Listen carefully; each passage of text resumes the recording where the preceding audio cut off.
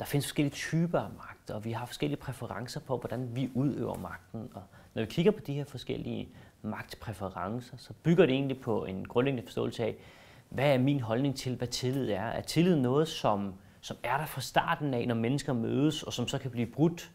Og hvis det er det, så arbejder vi typisk med et magtsystem, som handler om sådan lidt postdisciplinær magt, kalder man det, som kom efter disciplineringsmagten. Men det er sådan et projekt mennesket, som egentlig agerer ud fra at tro på andre mennesker. De tager ansvar, og de selv tager ejerskab, de selv tager initiativet, fordi der grundlæggende er tillid som udgangspunkt. Hvis man kigger på vores samfund og kigger på vores skolesystem og hele den måde, som det offentlige er bygget op på, så er det sådan bygget op efter sådan en disciplineringsmagt, hvor der som udgangspunkt, jamen så tillid, det er noget, vi opnår, når det er, vi er disciplineret og gør, som der skal gøres.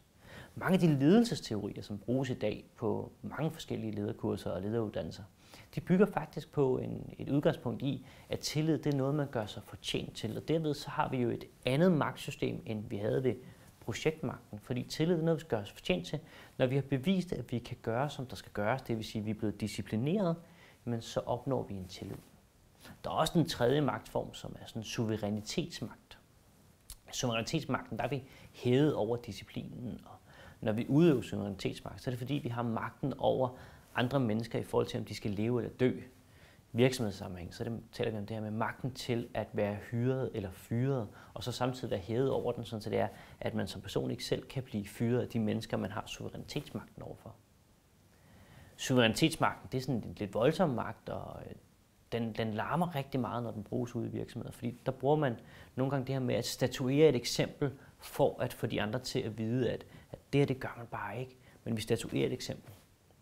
Så der er altså forskellige magttyper, og det, der er interessant ved at arbejde med magt i forhold til de forskellige magttyper, men det er faktisk, at når de her forskellige mødes, så opstår der nogle spændinger, som ikke altid er hensigtsmæssigt. Så hvis man har det kunne være en ejer, som er suverænitetsudøver, hvor vi har en ledergruppe, der er delt imellem nogle projektmagtudøvere og nogle disciplineringsmagtudøvere, som har sådan en grundlæggende forskellige opfattelse af, hvordan man opnår tillid, og derved også grundlæggende forskellige opfattelser af, hvordan man leder organisationen, så opstår der en spænding imellem de her.